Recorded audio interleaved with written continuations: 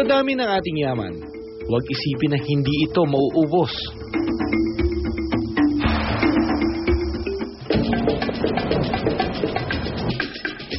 Dahil anumang ganda ay maaaring magbago.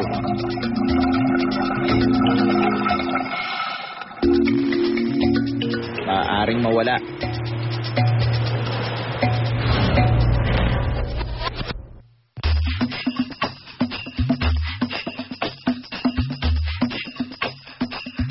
Magbabalik ako sa isang pamilyar na lugar at magiging saksi sa ilang pagbabago.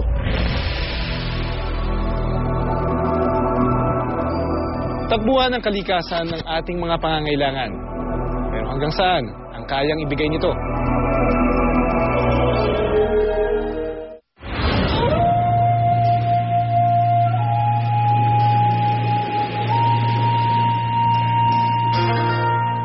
May mahigit na 1,500 bilang ng mga kuweba sa buong Pilipinas.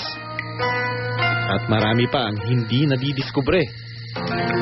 Bawat isa may kanya-kanyang gandang ipinagmamalaki. At dahil iba't ibang hayop ang naninirahan sa loob nito, mistulong nagkakaroon sila ng sarili nilang mundo.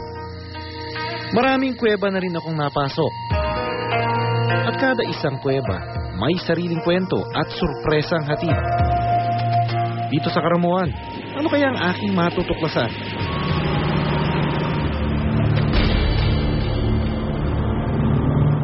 Sa kabila ng pagkaubos ng marami sa ating mga hayop, may mga lugar pa rin kung saan nagdaramihan ng mga ito.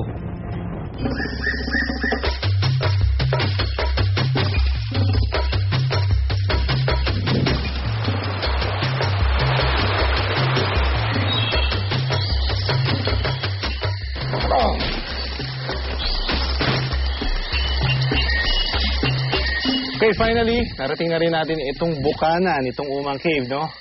Medyo matarik, pero maiksi lang naman yung trek na ginawa natin na bago makarating dito sa lugar na to. So you can see, medyo malayo pa rin yung ating lalakarin, pababa nitong kuweba, bago tayo totally makapasok doon sa loob at ma-meet natin yung mga residents.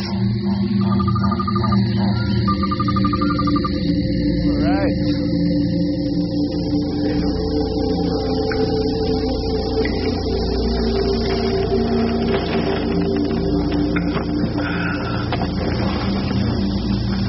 Dito sa kinatatayuan ko ngayon, siguro pwede ka magpasok ng isang maliit na chapel sa loob dahil ganun kataas yung ceiling niya.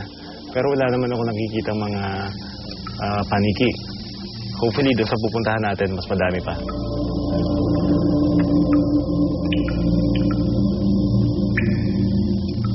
At dito pa lang, naririnig na natin yung tunog nung ginagawa ng mga bats dun sa loob.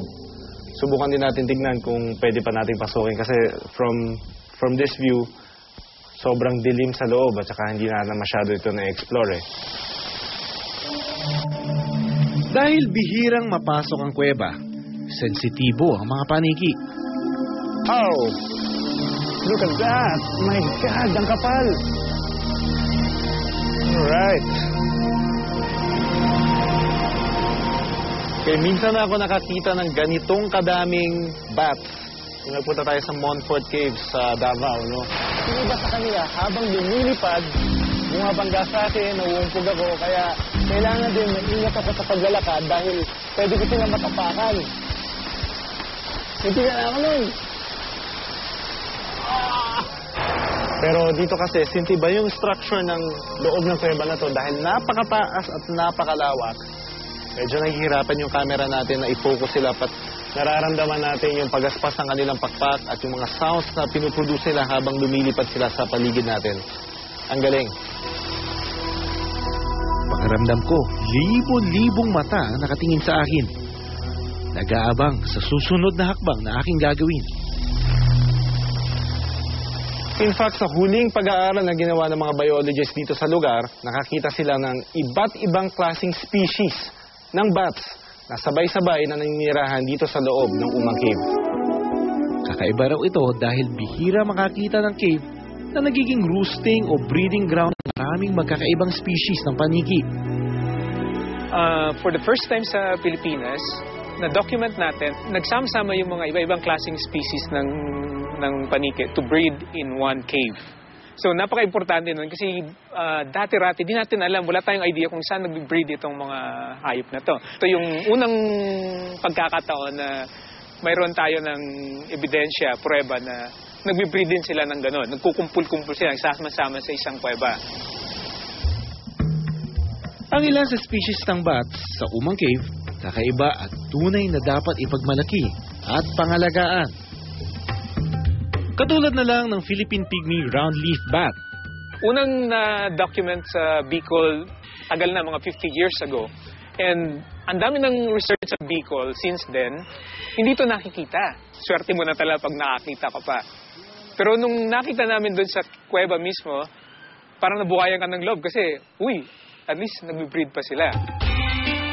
Isa rin sa residente ng Umang Cave ang Philippine Large-Footed Myotis. Hira rin makita sa atin, although widespread to, paniki na to, kumakain ng insekto, posibleng isda rin kasi ang laki ng paa nito. Tapos, usually, nakikita sa may mga tubigan. Ang enormous-eared horseshoe bat naman ang klase ng paniki na sa Umang Cave lang matatagpuan. Walang documentation tayo noon ng breeding ng paniki na to. So, ngayon may ebidensya na tayo na doon sa kuweba na yun, actually they're breeding. Dahil nga may ilang libong paniki ang nakatira dito sa loob ng kuweba na ito, yung kanilang dumi na pumapatak mula sa bubungan ng kuweba na ito, nagpo-form ng gabundok na guano na kinatatayuan ko ngayon.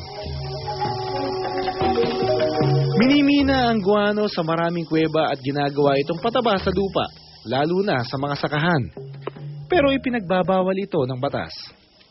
Yung guano na dinudumi ng mga bats sa roof nitong kuweba na to, eventually, kapag katagalan, nagiging lupa na rin, no? Kaya nagiging form ng lupa sa tulong ng mga bakterya at mga organisms na nakatira dito sa loob ng kuweba. Kung pagmamasdan, punong-puno ng buhay ang Umang Cave. Pero kaya bang labanan ng libu-libong nilalang na ito ang mga bantang nakaambas sa kanila?